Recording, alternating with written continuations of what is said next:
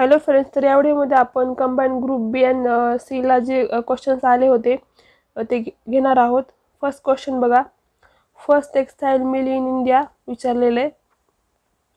तर भारतातली पहिली यशस्वी कापड गिरणी the Bombay spinning and weaving company होती, जी 1854 मध्ये मुंबई या ठिकाणी कावजी नानाभाई दावर यांनी स्थापन केली होती. भारतातील ही पहिली वाफेवर चालणारी कापड गिरणी आहे.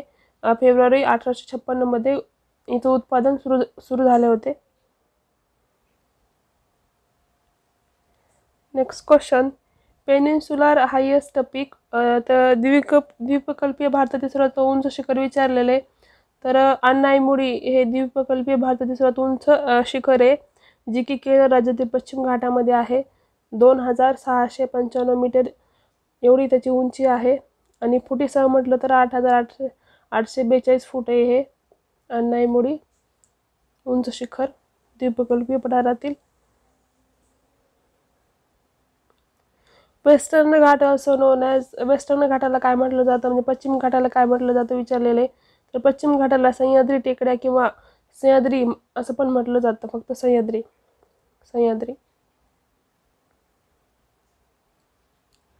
कृष्णा नदीचा उगम विचारलेला आहे, महाबळेश्वर सातारा या ठिकाणी होतो. आगरकरांचं वृत्तपत्र कोणतं संपादक कोणत्या वृत्तपत्राचे होते ते एक विचारलेलं आहे. केसरी चे संपादक होते आगरकर.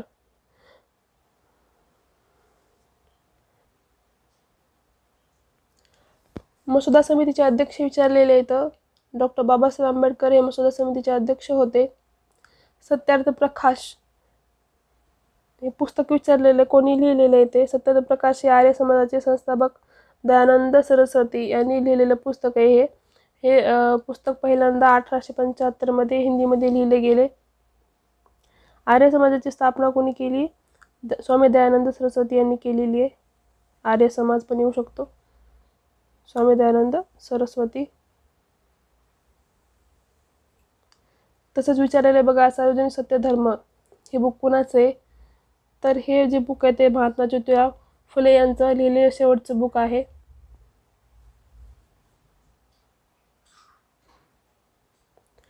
रौलट ॲक्ट 1919, रौलट कायदा विचारलेला आहे 1919चा.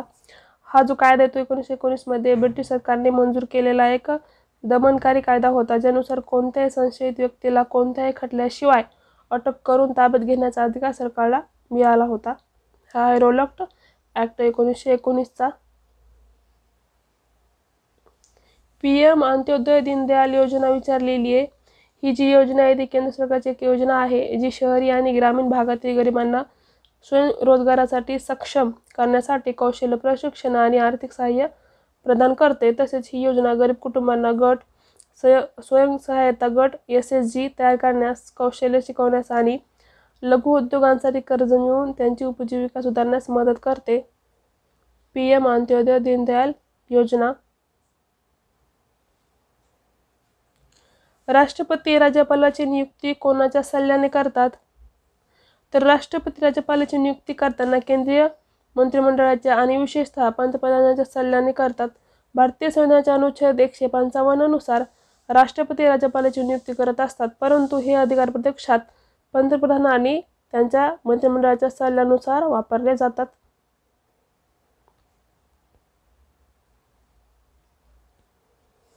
मोनोकॉट आणि डायकॉट वरचा जो डिफरन्स आहे तो विचारलेला आहे. दोन्हीमधला डिफरन्स काय आहे तो? तर बघा, एकदल जातीची वनस्पती आणि द्विदल. एकदलमध्ये काय असतं बघा, एकदल जातीमध्ये एक बीजकोश, समांतर पानांच्या शिरा, तंतुमय मुळे आणि फुलांचे भाग 3च्या पटीत असतात. तर द्विदल जातीमध्ये 2 बीजकोश, जाळीसारख्या पानांच्या शिरा, एक मूळ प्रणाली आणि फुलांचे भाग 4 किंवा 5च्या पटीमध्ये असतात. ह्या दोन्हीमधला हा डिफरन्स आहे. ऑक्सिजन आणि नायट्रोजन. ऑक्सिजन आणि नायट्रोजन हे पृथ्वीच्या वातावरणाचे 2 मुख्य घटक आहेत, जे की सुमारे 78% नायट्रोजन आणि 21% ऑक्सिजन बनवतात. नायट्रोजन हा त्याच्या स्थिर तिहेरी बंधामुळे एक अक्रियाशील वायू आहे, जो अन्न आणि स्टील सारख्या उद्योगांमध्ये वापरला जातो. तर ऑक्सिजन हा एक अत्यंत प्रतिक्रियाशील वायू आहे जो की श्वासोच्छवासासाठी आणि अग्नीसाठी आवश्यक आहे, जो वातावरणाचा 21% भाग आहे ऑक्सिजन। पुढचा प्रश्न बघा, शैवालाचे वैशिष्ट्य विचारलेलं आहे।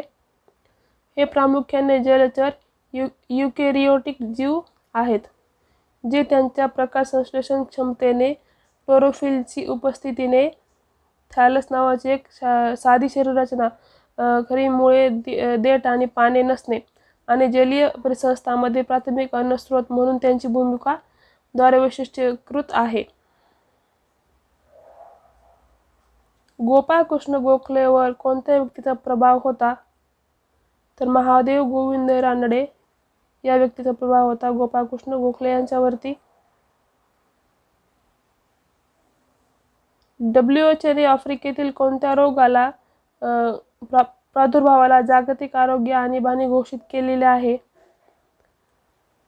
एमपॉक्स हा जो रोग आहे त्या रोगाला आरोग्य आणीबाणी म्हणून घोषित केले, जागतिक आरोग्य आणीबाणी म्हणून घोषित केले आफ्रिकेने।